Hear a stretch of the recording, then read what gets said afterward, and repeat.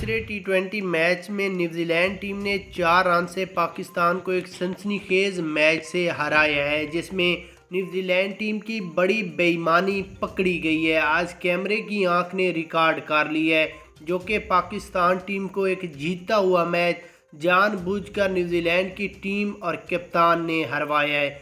यहाँ पर आपको न्यूजीलैंड की जो चालाकी की गई है वो दिखाएंगे।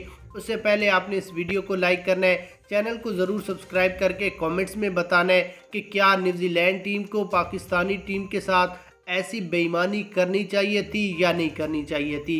उसके बाद अगर यहाँ पर हम सबसे पहले इस मैच की हाइलाइट्स पर नज़र डालें तो न्यूजीलैंड ने पहले बैटिंग करते हुए 163 रन बनाए 5 विकेटों के नुकसान पर, जबकि पाकिस्तान टीम ने 20 ओवरों में 159 रन बनाए 10 विकेटों के नुकसान पर। बैटिंग लाइन की बात करें तो Rizwan 6 run, Babar Azam 1, Fakhar Zaman 17, Sam Ayub 10, Shadab Khan 16, Ammad Wasim 3, शहीनशाह Afridi 6, Iftikhar Ahmad 60 run, जिनके 6 लंबे छक्के और 3 चौके शामिल थे।